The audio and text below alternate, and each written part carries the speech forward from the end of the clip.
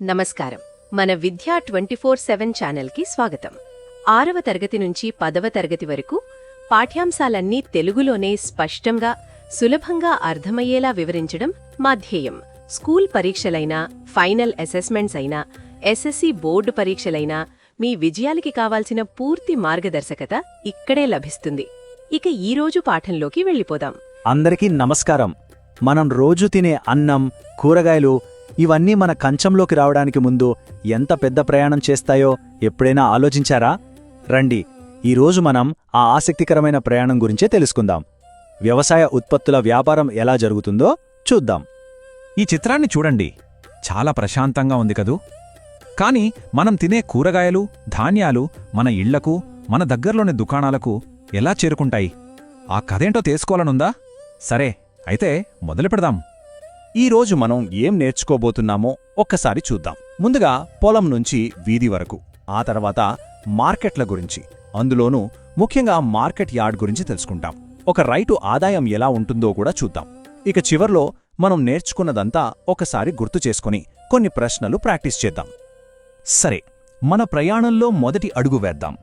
అదే పొలం నుండి నేరుగా వీధిలోకి. రైతులు తమ పంటను అమ్మడానికి ఇది చాలా సులువైన మార్గమన్నమాట.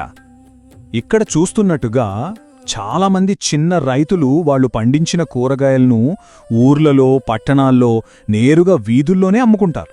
అంటే ఇక్కడ రైతులే అమ్మేవారు, మనమే కొనేవాళ్ళం. మధ్యలో ఇంకెవ్వరూ ఉండరు. అందుకే కూరగాయలు కూడా చాలా తాజాగా ఉంటాయి. ఇప్పుడు వీధుల్లో అమ్మకాల నుంచి ఇంకొంచెం పెద్ద స్థాయికి వెళ్దాం. సందులు, రైతు బజార్ల లాంటి మరింత వ్యవస్థీకృత మార్కెట్ల గురించి తెలుసుకుందాం. సంత, ఈ పదం మనం వినే ఉంటాం. సంత అంటే వారంలో ఒక నిర్దిష్ట రోజున జరిగే మార్కెట్. చుట్టుపక్కల గ్రామాల రైతులు, వ్యాపారులు ఇక్కడికొచ్చి వాళ్ల వస్తువులను అమ్ముకుంటారు, కొనుక్కుంటారు. ఉదాహరణకి చౌటుప్పల్లో జరిగే ఆదివార సంత చాలా ఫేమస్ తెలుసా? దీన్ని ఇంకా బాగా అర్థం చేసుకోవాలంటే ఇంద్ర అనే ఒక రైతు కథ విందాం. ఆవిడ ఎండుమిరపకాయలు అమ్ముతుంది. ప్రతి వారం సంతకి నా ఎండుమిరపకాయలు తీసుకొస్తాను.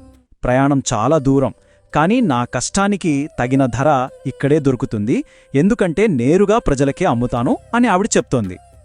ఇక రైతులకు సహాయం చేయడానికి ప్రభుత్వమే కొన్ని ప్రత్యేక మార్కెట్లను ఏర్పాటు చేసింది. అవే రైతు బజార్లు. ఇక్కడ రైతులు తమ పంటను మధ్యవర్తులు లేదా బ్రోకర్లు లేకుండా నేరుగా వినియోగదారులకు అమ్ముకోవచ్చు. ఈ రెండింటి మధ్య తేడా ఏంటో ఇక్కడ స్పష్టంగా చూడొచ్చు. రైతు బజార్లో రైతు నేరుగా మనలాంటి వినియోగదారులకు అమ్ముతాడు, కాబట్టి బ్రోకర్లకు ఎలాంటి కమిషన్ ఇవ్వక్కర్లేదు. రైతుకు మంచి ధర వస్తోంది. అదే సాంప్రదాయ మార్కెట్లో అయితే మధ్యలో బ్రోకర్లుంటారు, వాళ్ళు కమిషన్ తీసుకుంటారు. దాంతో రైతు లాభం తగ్గిపోతోంది. చూశారా, రైతు బజార్ల వల్ల ఎంత ప్రయోజనమో. ఇప్పటిదాకా చిన్న చిన్న మార్కెట్ల గురించి చూశాం. ఇప్పుడు మనం చాలా పెద్ద మార్కెట్లోకి వెళ్తున్నాం. అదే అగ్రికల్చర్ మార్కెట్ యార్డ్. ఇక్కడ టన్నుల కొద్దీ పంటల అమ్మకాలు, కొనుగోళ్లు జరుగుతాయి. మార్కెట్ యార్డ్లో అమ్మకాలనేవి ఒక పద్ధతి ప్రకారం జరుగుతాయి. ఫస్ట్ రైతులు తమ పంటను యార్డుకు తీసుకొస్తారు. తరువాత అధికారులు ఆ పంట నాణ్యతను పరిశీలించి గ్రేడ్ ఇస్తారు. ఆ తరువాత హోల్సేల్ వ్యాపారులు బహిరంగ వేలంలో పాల్గొని ధర పాడతారు. చివరగా ఎక్కువ ధర పాడిన వారికి పంటను అమ్మి చిన్న మార్కెట్ ఫీజు కట్ చేసుకుని రైతుకు డబ్బులు చెల్లిస్తారు. అంతా చాలా పారదర్శకంగా జరుగుతోందన్నమాట. ఇక్కడే ఒక చాలా ముఖ్యమైన విషయం వస్తోంది. అదే మినిమం సపోర్ట్ ప్రైస్, అంటే కనీస మద్దతు ధర. దీన్నే మనం షార్ట్గా ఎంఎస్పి అంటాం.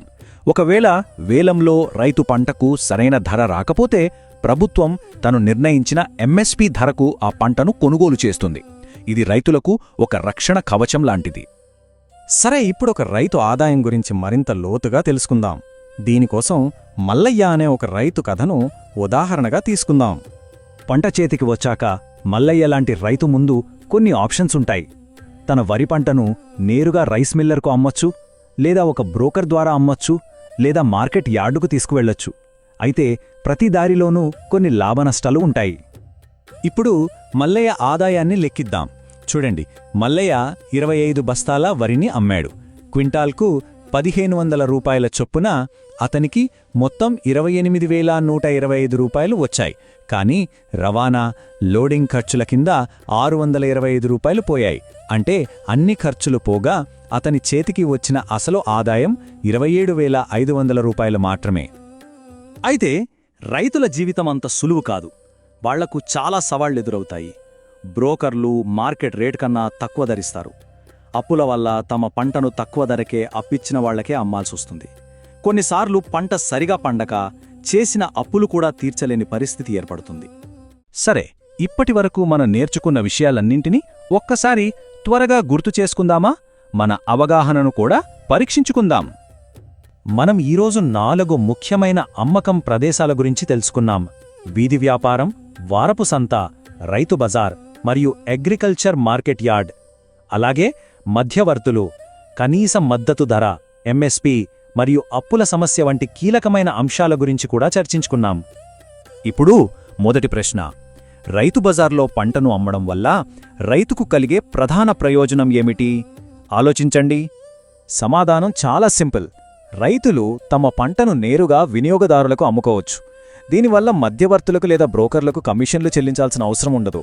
అందుకే రైతుకు ఎక్కువ లాభం వస్తుంది. ఇక రెండవ ప్రశ్న: కనీస మద్దతు ధర అంటే ఎంఎస్పి రైతులను ఎలా కాపాడుతుంది?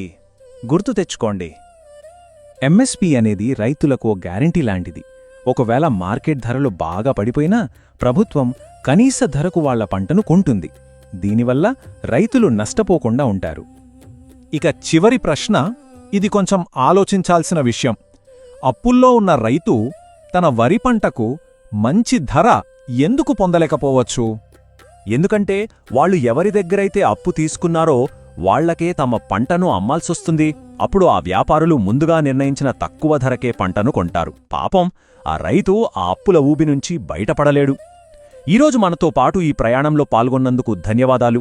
ఈరోజు చూసిన పాఠం మీకు ఉపయోగపడిందని హృదయపూర్వకంగా ఆశిస్తున్నాను. ఇలాంటి మరిన్ని స్పష్టమైన, సహాయకరమైన, మార్కులు పెంచే పాఠాలు పొందాలంటే మన విద్యా 24/7 ఛానల్ను తప్పకుండా సబ్స్క్రైబ్ చేయండి. ఈ వీడియో నచ్చితే లైక్ చేయండి, మీ ఫ్రెండ్స్కి షేర్ చేయండి. మీ సందేహాలు, సూచనలు, తదుపరి నేర్చుకోవాలనుకున్న విషయాలు కింద కామెంట్స్లో రాయండి. మీ స్పందన మాకెంతో ముఖ్యం. మీ ఒక్క లైక్, ఒక్క షేర్, ఒక్క కామెంట్ కూడా ఈ చదువు వెలుగును మరింత మంది విద్యార్థులకు చేరుస్తుంది. మాతో ఉండండి. మీ నేర్చుకునే ప్రయాణాన్ని ప్రతిరోజు మరింత బలంగా, మరింత స్పష్టంగా, మరింత ప్రభావవంతంగా మార్చుకుందాం. ధన్యవాదాలు.